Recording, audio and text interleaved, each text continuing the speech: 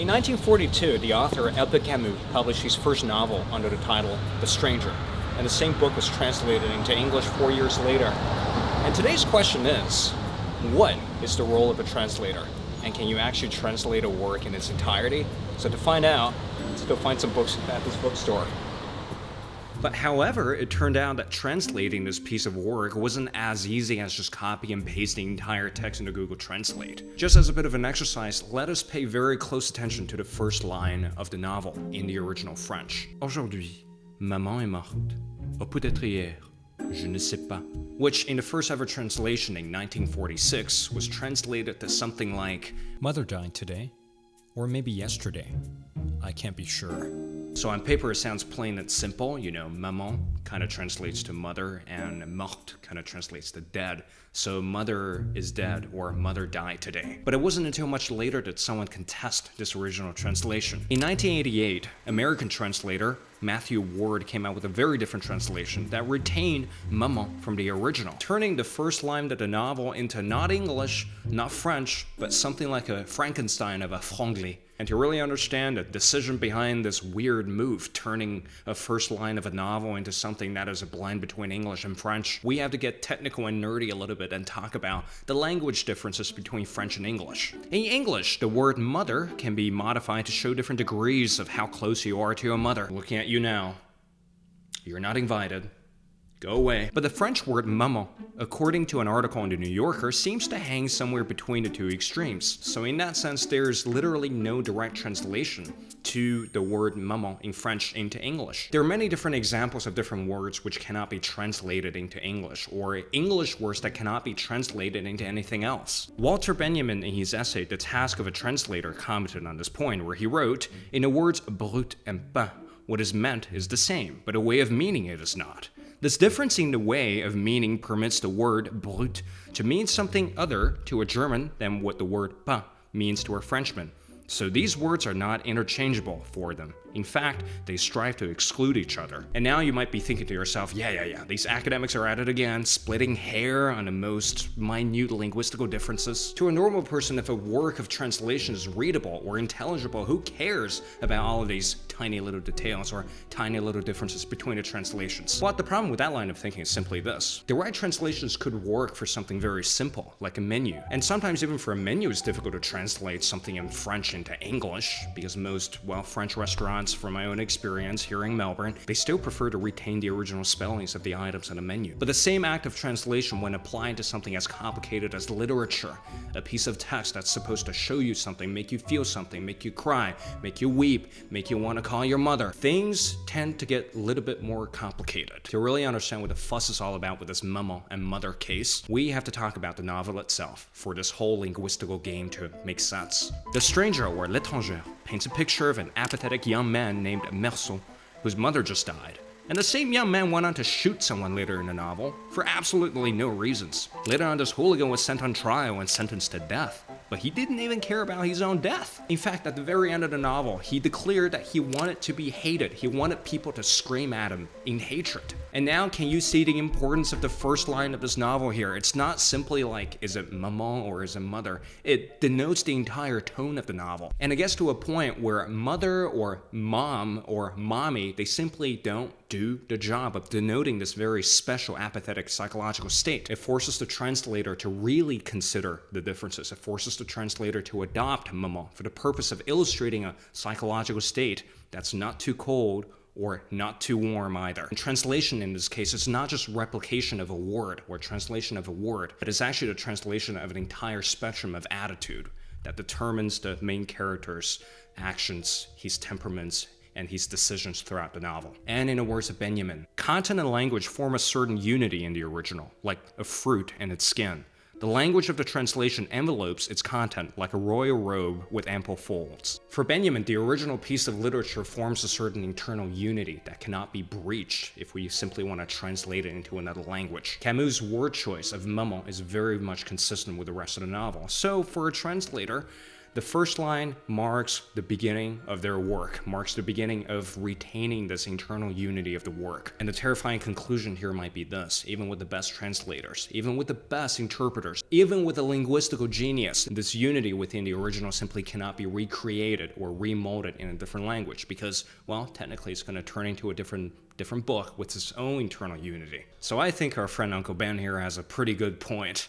And based on my personal experience reading something in the original, like The Stranger in French, and some of the other French novels that I have going on back there, it simply hits different in the original compared to a translation. And the only way to get to that point of really understanding a text in its original language is by learning a new language. And to help you sort out that can of worms, I've decided to partner up with Lingoda. So in short, Lingoda is an online language learning school with over 1,500 teachers around the world. They offer classes in English, German, Spanish, and of course, my favorite, French. If you're kind of like a busy bee juggling your schedule around and you're trying to fit university in there, trying to fit work in there, and trying to fit language learning in there, don't worry about it. No matter where you are in the world, Lingoda would always have a teacher and a class ready for you at your preferred hours. Signing up to classes is very easy. Lingoda offers both, well, one-on-one lessons and group lessons. So for the more socially awkward ones, one-on-one's probably better for you. And for the more extroverted learners out there, probably sign up to a group lesson. And you can schedule anywhere from 4 to 40 classes in a given month. And you can change these classes, you can cancel these classes at any time you want to fit your perfect schedule. I personally use Lingoda to consolidate my French knowledge when I'm researching for these videos, when I'm reading novels in French. And Lingoda here is going to provide you with that safe space to speak to your teacher or speak to your little group to actually get this language down packed so you can speak it with confidence. And besides the speaking component, with every class on Lingoda, there's also all of these amazing class material that you can access for you to perfect your grammar, for you to better your reading, for you to actually one day maybe pick up a French novel and read it. And for all you lucky viewers out there, Lingoda's offering you guys a 7 days free trial, which includes 3 free group lessons or one one-on-one lesson. And after the free trial, if you still decide to give Lingoda a proper go, the school's also offering an additional 50% off on your subscription. Claim all the goodies. If you want to learn a new language, click the link in the description down below and type in my code to access your benefits. And thank you, Lingoda, for making language learning more accessible, and thank you for supporting this channel. Now, back to the video essay. And now let's continue probing into this question of, can a piece of literary work or literature be translated at all? We've just spent the last 5 or 6 minutes talking about, how a translation could never reach the original, it can never replicate the original. So when a person's translating something, what are they actually doing? And to really understand that, we have to understand a bit of the history. Now, the history of translation can be summarized in the following statement. People who speak a lot of languages getting mad at one another. Or the same case can be illustrated with the following painting. What might initially sound like just a scattered shouting match actually has 2 pretty distinct and clear camps of people. The first camp of people are people who are completely faithful to the original work. They want to replicate the work, word by word. They want to pay attention to the syntax, to linguistics, to make sure that this piece of translation is the shit. They're kind of like prescriptivists. There's one best translation out there, and it's in the air. And everyone else's translations are simply not as good as the ideal translation. And their idea of translation is basically Google Translate before Google Translate. They want to replicate every single word. They want to get the word right. They want this perfect piece of translation out there to dominate the entire literary kingdom. And the second camp of people are people who consider a literary work to be a little bit more nuanced than just a collection of words. They basically think that there's something else, there's something beyond language that the work is trying to reach. And a task of translation is about grasping onto that, not onto the words. Let me get this jacket off, it's getting a little warm in here, and also the historical part of this video is over. That's better. For the purpose of this video, we're going to take a look at the second camp of people who believe that there's something outside of the words that this piece of work is trying to reach. And one of these people just happened to be Walter Benjamin, our favorite Uncle Ben. From the essay that I've referenced before, The Task of the Translator, Uncle Walter Benjamin started the essay with a very bold claim. No poem is intended for the reader, no picture for the beholder, no symphony for the audience. And then he went on and on and on and on. For what does a literary work say? What does it communicate? It tells very little to those who understand it, Its essential quality is not communication or the imparting of information, yet any translation that intends to perform a transmitting function cannot transmit anything but communication. Hence, something inessential. Just as a bit of a side note, Walter Benjamin was considered as one of the most elusive thinkers of the 20th century. His work is like a smorgasbord of different ideas and different ways of interpreting literature, which renders his writing kind of difficult to read. And that entire passage simply boils down to this thing. Have you ever had one of those moments when you read a novel, you read a line, or you read a description of something and you go, oh, that's amazing. Who wrote that? You know, he's a genius, or she's a genius, or they're a genius. It is not usually the case that when you have one of these experiences of, oh my God, these glimpses into the beyond, it's not the book trying to communicate some fact to you. It's not about communication. It's not about transmitting information. What really hit you from the novel is something beyond the text. It's something that simply does not exist merely in a linguistical realm. And the argument of Walter Benjamin is that for a piece of translation to be so obsessed with the function of transmission, or transmitting the original work into a translation and then you read the translation, that transmitting function is actually secondary to the actual essence of the literary work. This is why Walter Benjamin considered the task of the translator not as a renderer of words, but as someone who's able to get in there and sort of capture the artistic experience outside of the text. And I quote, "But do we not generally regard that which lies beyond communication in a literary work as unfathomable, the mysterious, the poetic? And is this not something that a translator can reproduce only if he is also a poet? Sometimes it takes an artist to translate a piece of artwork. And this is why many of these translators, or some of the greatest translators, are actually fiction writers or poets themselves. And conversely, if we get someone who doesn't exactly understand the artistic experience, someone who's uber obsessed with the syntax of a piece of work, if we let such a person attempt at a piece of work of translation, it runs the risk of casting the reproduction of meaning entirely to the winds and threats to lead directly to incomprehensibility. This is how you get certain bad translations that are clunky as hell. When you read a sentence, you're just kind of like, yeah, this is definitely not written in English. This is a very awkward translation of German or something. Many philosophical treatises fell prey to this very trap.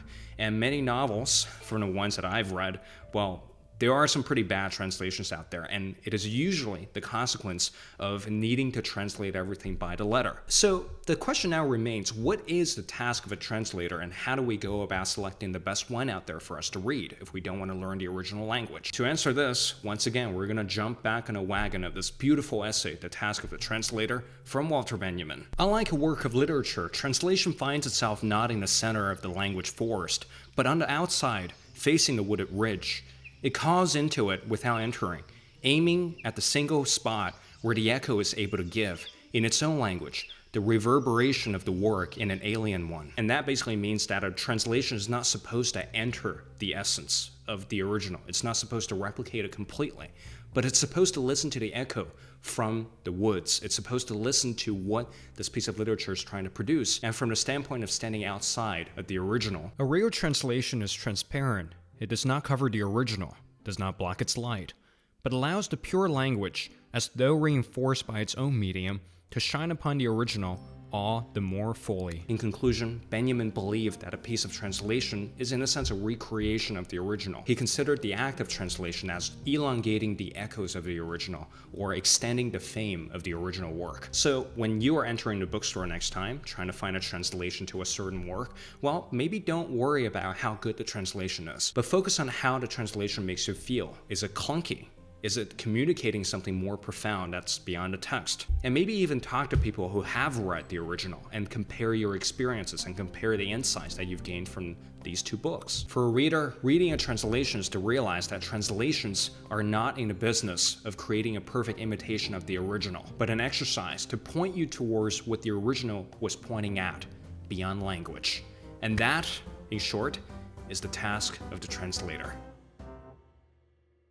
Thank you for watching today's video essay, and in the future, I really look forward to doing more of these more theory-dense or academic-based gentle introductions into this entire beautiful field of philosophy, literary criticism, and critical theory. So hopefully I can use these videos to both entertain you guys and give you guys some extra knowledge that you can chew on, some extra stuff that you can bring to your literature degree, and view this channel as a supplement to your literary studies. If you've enjoyed this video, make sure to check out all the linked resources in the description box. There's going to be a link to the original essay, The Task of the Translator. And also on Patreon, right now I host a weekly show called Coffee Wednesday, where I get to dive into some of the books I've been reading. So if that's something you're into, consider contributing. And then again, R.C. Waldun here. Thank you for being here, and I will see you in the next video. Take care and goodbye. One, roll. I was already rolling. In 1942, It's alright, the shot was bad. In 1942, Albert Camus published his first novel titled The Stranger, which in French means l'étranger. In French means? No, in French. In 1942. Is it 1942? Yeah, it was.